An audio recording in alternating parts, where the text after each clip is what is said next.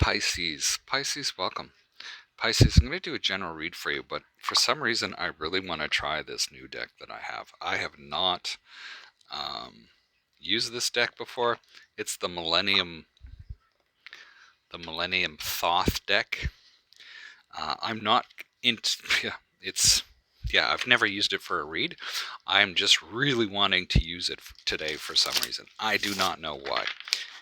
So what I might do is actually do two readings just because I don't know how this is going to turn out. But that said, we're going to look at your current energy, your desires, outcome, what's working for you, and what you may need to be aware of. With the Millennium Thoth book, or Thoth Tarot, I'm going to do it more intuitively rather than by the meanings that are typically written in the books that come with these. But let's see what comes through. Pisces, your current energy. Prince of Swords. This is like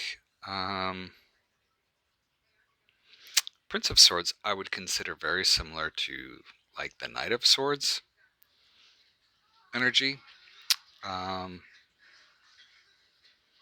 But this individual seems to be driving his angels forward. And this is almost like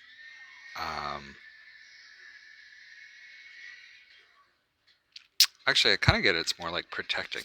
You're protecting what's yours. The Ace of Cups is what shows up for you in your desires. So romance, love, a solid relationship. We have the universe. The universe is very similar to the world card. This is in your outcome. So having or creating the life that you want. Four of Wands is what's working for you.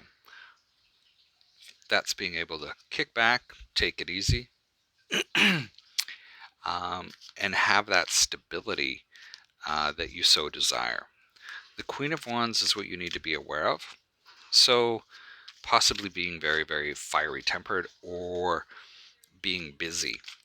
This is an individual that is very quick.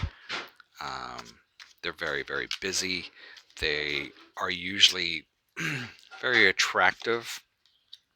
But let's go through and start to clarify. The Prince of Swords is clarified by the Hierophant, the Two of Swords, and the Emperor. So as you're protecting what's yours, it seems like what you're protecting is a significant relationship. Now this is kind of interesting because it's like you're not sure what to do here. There's like this Two of Swords energy. And for some of you, this could be a relationship that's coming in. We have the Hierophant on one side and the Emperor on the other. So this, for some of you, could be trying to be clear on sort of what you want and taking action towards that. So you might have the Emperor on one hand, this individual that you see, that's very stable, very charming. And then we have the Hierophant on the other, which is somebody that could be older, wiser type of thing, and a choice between the two. Or for some of you, this could be a choice between a relationship and just the overall success in life that you're looking at. So very, very different. And then having the Ace of Cups show up in your desires, followed by the Ten of Pentacles, the Lust card, and the Seven of Wands. This is focusing. The Lust card is like focus more, be aware that you're in this emotion of, wanting these things and craving these things. But it's like focus more on being realistic towards achieving the desires that you want with this Ten of Pentacles. And don't be afraid to defend that. Now, the universe is what shows up as the outcome. Nine of Pentacles, the Chariot, and the Seven of Swords. This Nine of Pentacles is, so your universe seems to be centered around the abundance that you can generate. And at the same time, it can come very, very quickly if you use, you know, the thought processes and the different things that you have at your disposal. But keep in mind, you might have it wanting to come a certain way. It just may not come the way that you thought it was going to be with the Seven of Swords here. Seven of Swords can also be that, yeah, it just didn't come that way.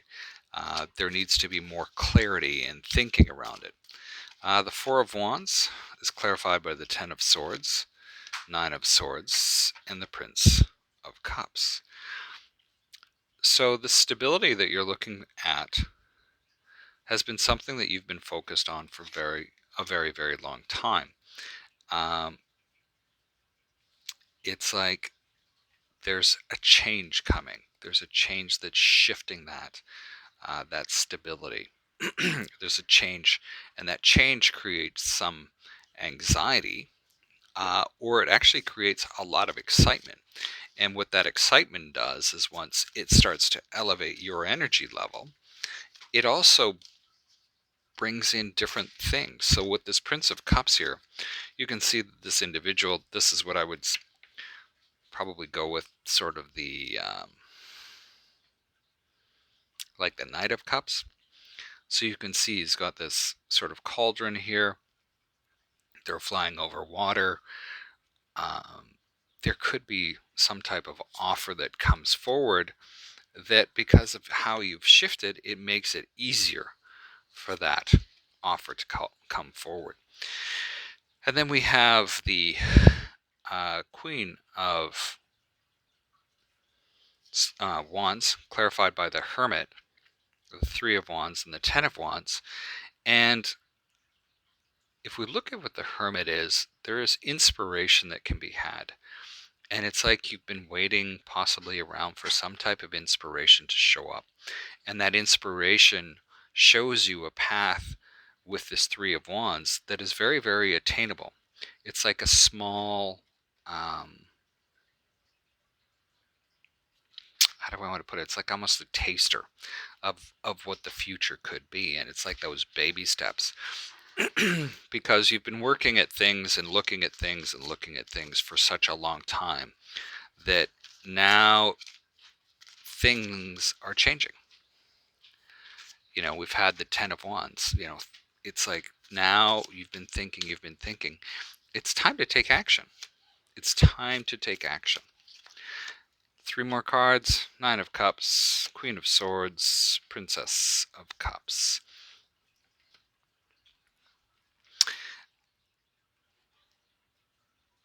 There's success to be had, but you need to be clear on what you're ready to do for it. You need to be clear on your direction and allow the thoughts and feelings and emotions around that to fuel you. Pisces, that's what I have for you today. Best luck with this week. Hopefully this makes sense, and thank you for bearing with me as I use this new deck.